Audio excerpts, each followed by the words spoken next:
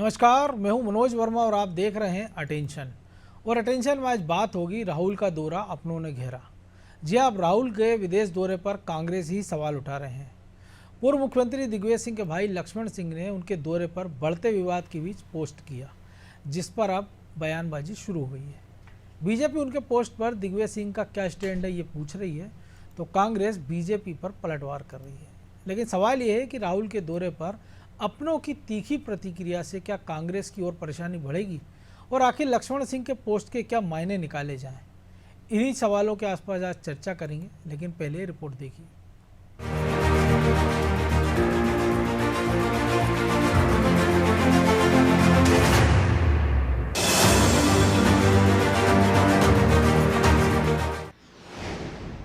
राहुल का विदेश दौरा, अपनों ने ही राहुल को घेरा।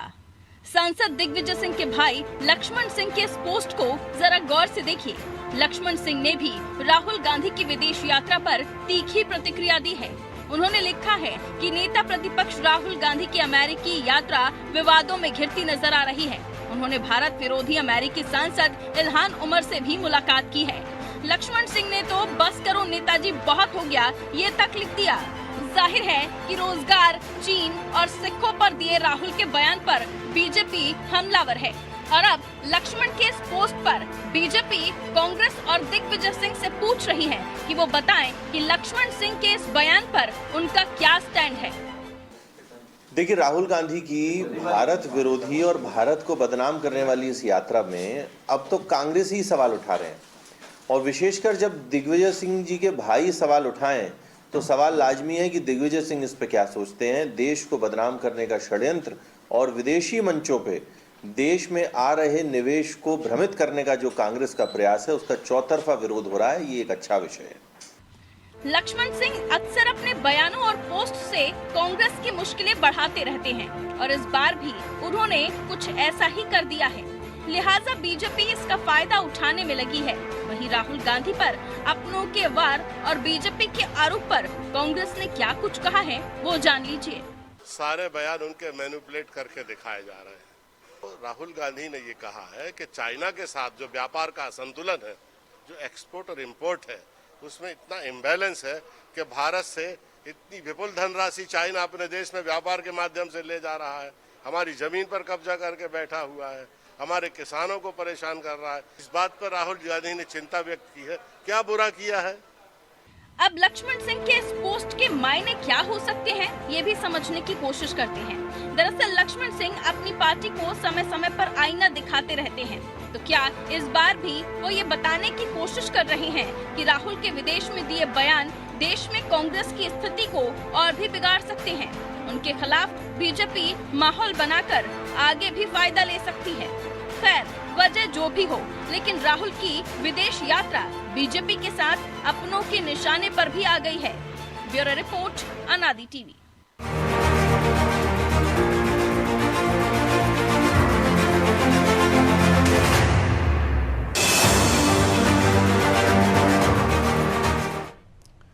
तो इसी पर चर्चा करने के लिए हमारे साथ जुड़ गए वरिष्ठ पत्रकार रंजन श्रीवास्तव और हमारे सहयोगी प्रभु पटेरिया और ब्रजेश चौक से। बहुत स्वागत है रंजन जी आपका। और ये पहली बार नहीं है, ऐसा लगता है कि दोनों बड़े भाई और छोटे भाई में कंपटीशन चलता है बयानबाजी को लेके। एक अपनी पार्टी को संकट में डालते रहते हैं और दूसरे अपनी पार्टी के नेता को। लेकिन दूसरे ज़्यादा खरी खरी बोलते हैं, जो अपनी पार्टी के नेताओं को ज़्यादा चुभती है, क्योंकि बड़े भैया जो बोलते हैं वो बीजेपी और संघ परिवार के खिलाफ बोलते हैं। लेकिन अब जो राहुल गांधी की यात्रा से जो नया विवाद है, खासतौर से जो अमरीकी सांसद हैं उनसे जो मुलाकात हुई है इल्हान उमर से, उसके बाद लक्ष्मण सिंह का ये ट्वीट, क्या मायने निकाले जाएं? आपका प्रोग्राम के शुरू में जो कमेंट्री आई थी उसमें आपने खुद बोला कि लक्ष्मण सिंह अपने बयानों से अपनी पार्टी को टारगेट करते रहते हैं, वही इसलिए तो उनका आपने बिल्कुल सही विश्लेषण किया। दिक्कत यह है कि लक्ष्मण सिंह का कोई बयान पहला नहीं है, वो अपने भाई को भी टारगेट करते रहते हैं, कई बार तो ऐसा हुआ है। तो वो अलग बात है, लेकिन फिलहाल कांग्रेस में है, और कांग्रेस नेता के तौर पर अगर कोई व्यक्ति कांग्रेस के नेता खिलाफ बोलता है, उसकी नीतियों बोलता है, तो उसको तवज्जो तो मिलेगा, उसमें कोई भी डाउट नहीं है। और फिर जब नेता जहां राहुल तक गांधी हो। जी कोई भी हो, राहुल गांधी की बात मैं कर रहा था जी, मैं राहुल गांधी की बात कर रहा हूँ। जी तो अगर कोई पार्टी में जो 4-5 बार एमपी रहा है, एमएलए रहा है, दिग्विजय सिंह के भाई हैं, तो बड़ा कद है पार्टी में, छोटा मोटा कद नहीं है उनका। तो कुछ भी बोलते हैं, भले उनका बैकग्राउंड कुछ भी रहा हो, इतिहास कुछ भी रहा हो, तो लेकिन जब भी कुछ बोलेंगे तो उस बयान पे ध्यान तो जाएगा। रहा जो राहुल गांधी कंडक्ट है, जिस पे डिबेट आपका है, तो हर चीज के दो पहलू होते हैं। अगर कोई भारत विरोधी कोई तत्व है, उससे कोई मिल रहा, तो ये नहीं जरूरी कि उससे हाथ मिला रहा है। हो सकता है उसी कोशिशों को भारत के पक्ष में लाया जाए। अगर कोई भी ऐसा एंटी इंडिया कोई आदमी है, अब जैसे मान लीजिए अफगानिस्तान का क्रिकेट यहाँ पे हो रहा है, हम लोग प्रमोट कर रहे हैं। तालिबान ने हमारे साथ क्या किया आपको याद होगा, जब कंधार में हाईजैक हुआ था। और अभी तो वेब सीरीज बड़ा पॉपुलर है, अभी चल रही है, IC-814। तो 814 देखा जाए जी। तो तालिबान तो हमारे खिलाफ था, और हम तालिबान के जो लोग हैं उनको क्रिकेट में सपोर्ट कर रहे हैं। तो इसका मतलब ये तो नहीं तालिबान से हाथ मिला लिए सपोर्ट कर रहे हैं। तो हर चीज के दो पहलू होते हैं। अब उसको जो एंटी राहुल है एंटी तरीके से देखेंगे, जो प्रो राहुल है उसको प्रो राहुल तरीके से डिफाइन करेंगे। जहां तक लक्ष्मण सिंह का बयान है, मेरा यही कहना है आपसे।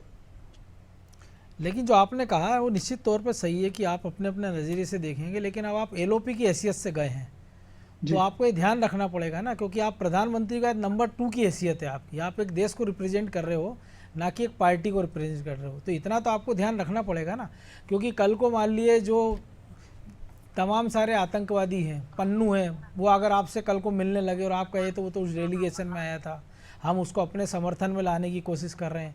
ऐसे एक प्रयास नरेंद्र मोदी ने किया था जब वो पाकिस्तान चले गए थे, लेकिन आलोचना हुई इसकी कि वो आज तक पार्टी पे आरोप लगता कि वो बिरयानी खाने चले गए थे। संबंध सुधारने तो वो भी गए थे। अटल जी भी कारगिल गए, बस यात्रा लेके लाहौर गए थे, बदले में कारगिल मिला था। मैं वही कह रहा हूँ मोहन जी, आपने उसको एक्सप्लेन कर दिया, अच्छी बात है।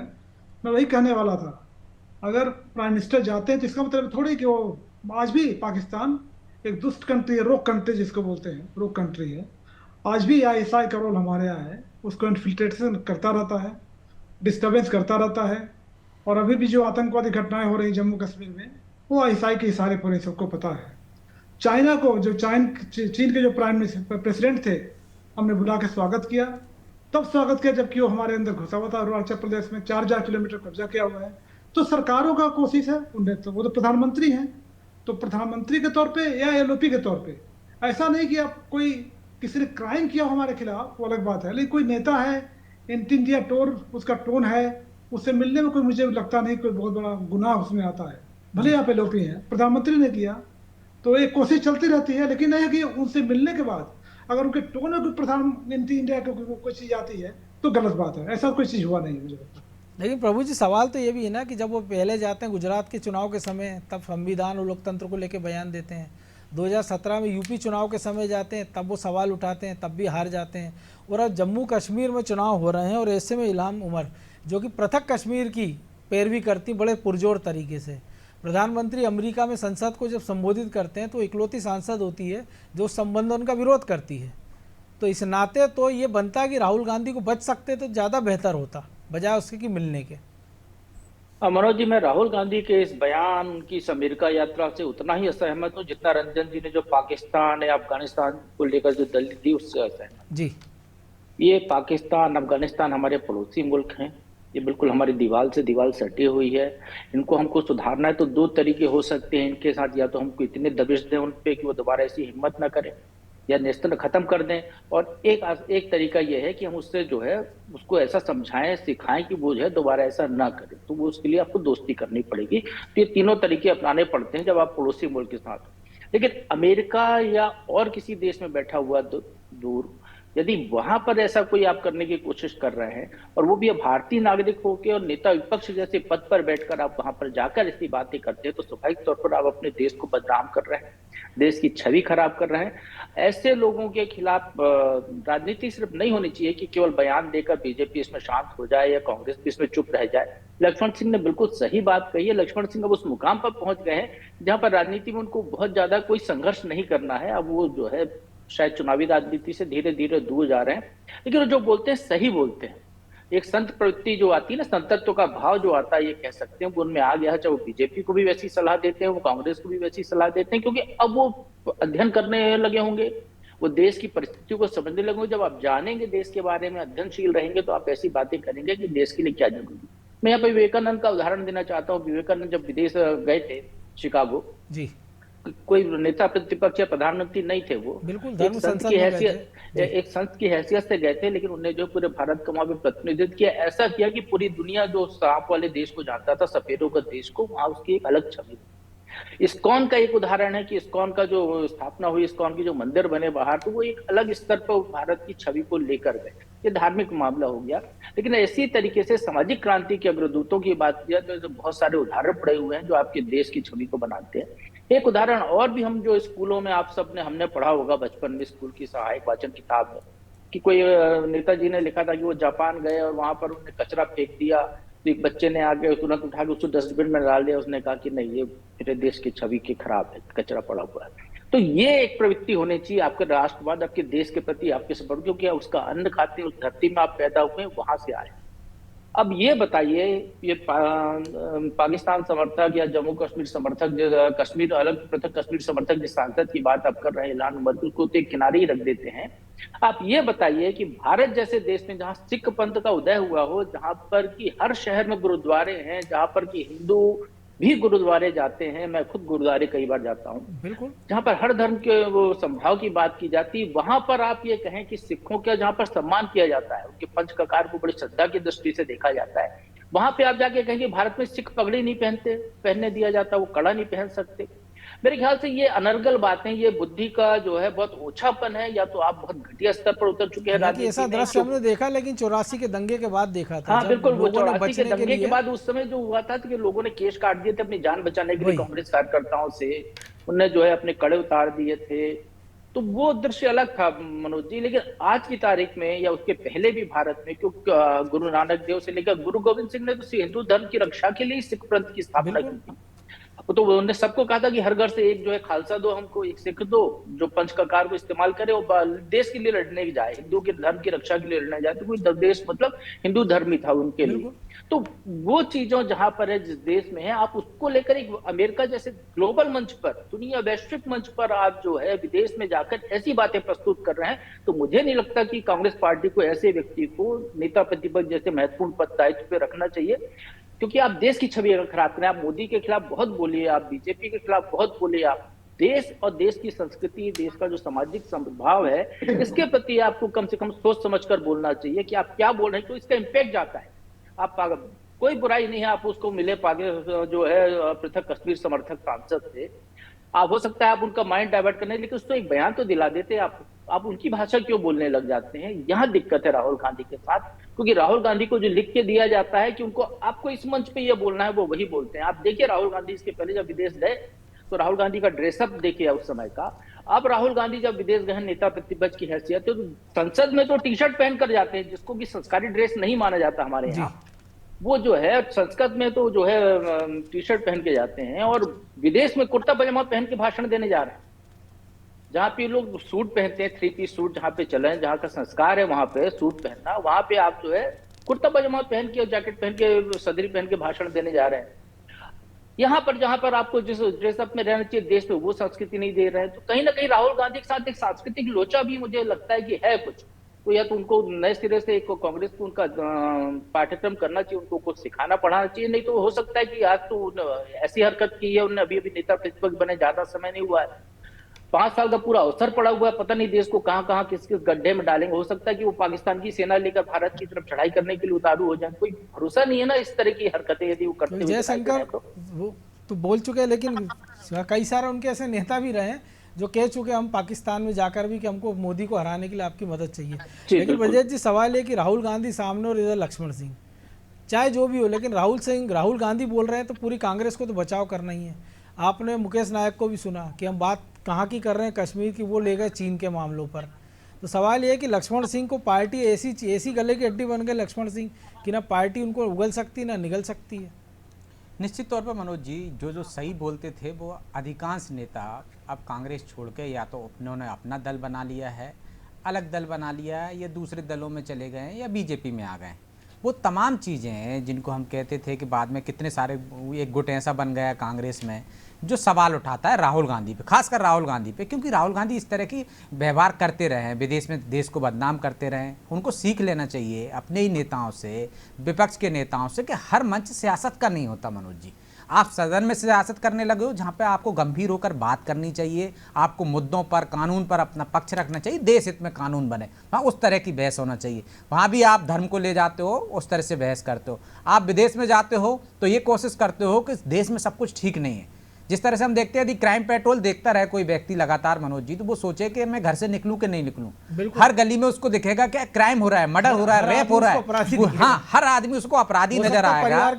परिवार के लोग भी वो सब पर शक करने लगेगा। ये हालात है। मतलब यदि क्राइम पेट्रोल आप देखते रहो तो ये लगेगा भारत में सुरक्षित नहीं है कोई। रात में लड़कियां सड़कों पर नहीं निकले मनोज जी, दिन में ना निकले, ऐसे हालात है। तो वही मुझे लगता है कि सावन के अंधे को हरा हरा दिखता है ना, राहुल गांधी को वही दिख रहा है कि देश में सब भाईचारे से रह रहे हैं। उनको लगता है कि सिखों के साथ अत्याचार हो रहा है, उनको लगता है कि भेदभाव हो रहा है, अनाचार हो रहा है, सिर्फ वही एक मोहब्बत की दुकान चला रहे हैं। लेकिन वो सबसे ज़्यादा नफरत फैला रहे हैं, जाति के जनगणना करने की बात कर रहे हैं, जो उनके पुरखे नहीं करते थे वो काम कर रहे हैं और पुरखों को गलत से ठहरा रहे हैं। एक तरफ कहते हैं कि हमारे पुरखों ने बहुत अच्छा किया है, एक तरफ कह रहे हैं कि वो गलत थे भाई, तब उसकी जरूरत, क्योंकि आपको सत्ता में आना है। सत्ता महत्वपूर्ण हो गई है, देश महत्वपूर्ण नहीं है आपके लिए। आप लक्ष्मण सिंह जो कह रहे हैं, ऐसा लोकतांत्रिक व्यवस्था की आप बात करते हैं, हमारी पार्टी में तो सबको सब कुछ बोलने की आजादी है, लेकिन कोई बोल पा रहा है मनोज? आंतरिक लोकतंत्र, आंतरिक लोकतंत्र कहते हैं उसको, कोई बोल पा रहा है? सिर्फ लक्ष्मण सिंह जैसे लोग बोल पा रहे हैं, क्योंकि वो एक तरह से, जो प्रभु जी ने कहा, राजनीतिक रूप से संन्यास ले चुके हैं। सही को सही कहते हैं, गलत को गलत कहते हैं। वो बीजेपी को भी वही नसीहत देते हैं, भाई अपनी पार्टी के नेताओं को नसीहत देते हैं। तो ऐसे नेताओं की जरूरत है। अब कांग्रेस क्या है, कांग्रेस के नेता जो युवा नेता हैं, उनके आसपास कौन लोग हैं? कन्हैया लाल जैसे लोग हैं। तो अब वो तो वैसी भाषा बोलेंगे ना। उनको गंभीर होने की ज़रूरत है। जब उम्मीद की जा रही थी कि वो गंभीरता की तरफ बढ़ रहे हैं, लेकिन वो जिस तरह से कह देते हैं, सैम प्रसाद ने कहा कि वो पप्पू नहीं है, लेकिन उनका काम ऐसे हो जाते हैं मनोज जी कि पार्टी में ही, यदि इसी बयान पर आप देख लीजिए मुकेश नायक से क्या सवाल किया आपने और क्या जवाब दिया उनने। वो ले गए चीन पर, क्योंकि जवाब देते नहीं बन रहा है।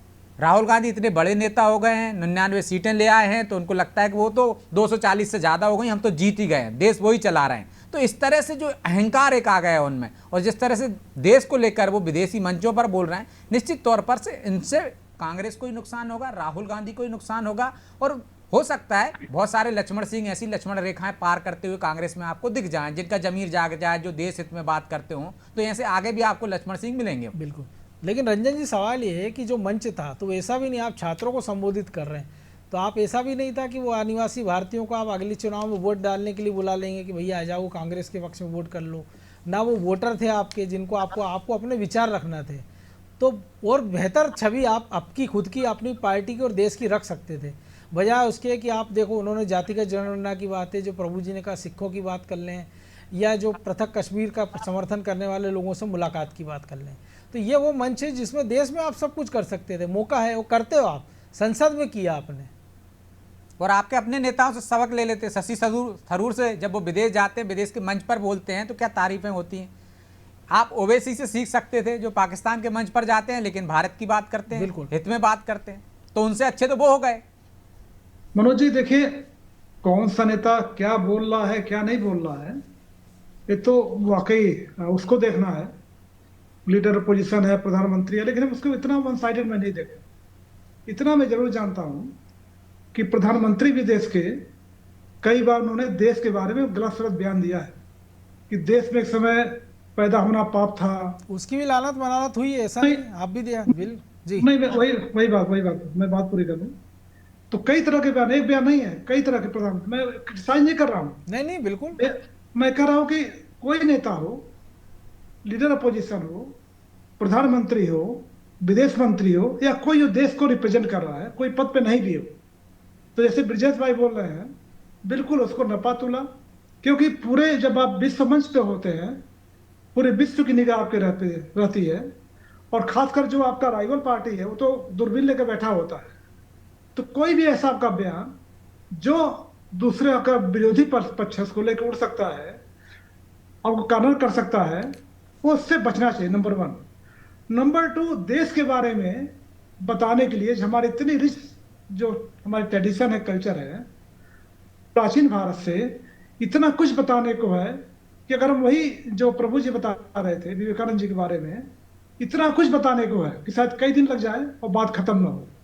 थर्ड ये है कि जब भी आप विदेश में हो, नहीं, चाहे लेकिन प्रधान- रंजन जी आपको नहीं लगता ये तो बताने की जरूरत नहीं है अमेरिका में, क्योंकि नासा में पूरी दुनिया को पता है भारतीय कितने, सिलिकॉन वैली किनके दम पर चल रही नहीं, मैं वही है, कह- अमेरिका वही कह का रहा हूं। हेल्थ डिपार्टमेंट की बात एक कर रहे हैं किनके दम पर रंजन चल जी, जो रहा अभी है। ब्रजेश ने शशि थरूर का नाम लिया, शशि थरूर वो व्यक्ति है जो विदेश में रहे पूरे समय, भारत के सांसद बन के भारत की हैसियत से जब वो लंदन में गए थे एक कार्यक्रम में, तो उन्होंने वहां पर कहा कि आपने हमारे देश को 100 साल से ज्यादा गुलाम बना के रखा है, हमारे बिल्कुल, संसाधन बिल्कुल। आप लेकर आए तो आप हर्जाना दीजिए, भले 1 रुपए दीजिए, लेकिन 1 सेंट दीजिए, लेकिन हमको हर्जाना दीजिए। तो ये जो एक उस धरती पर खड़े होकर वहीं पर वो बताना उनको अपने 1.5 घंटे के भाषण में, और उनको बताना कि आपने गलत किया था भारत के साथ, तो आपकी नई पीढ़ी को करना चाहिए, तो निश्चित तौर पर आपको ऐसा व्यवहार करना चाहिए। नहीं आपकी नहीं, पार्टी के सांसद है। आपसे मैं सहमत हूँ। मैं कह रहा हूँ कि और बड़ा अच्छा उनका पूरा जो स्टेटमेंट था से बहुत शानदार था, बहुत शानदार था, वंडरफुल।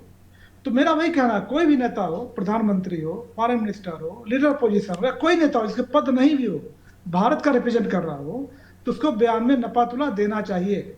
हम दूसरी बात हमने कहा कि आपका ब्लूप्रिंट क्या है देश को बढ़ाने के बारे में, जो समस्याएं हैं उसको खत्म करने के बारे में, उसमें भी राहुल बिल्कुल गांधी को एग्जैक्टली बयान यही देना हम बात चाहिए। कर रहे हैं।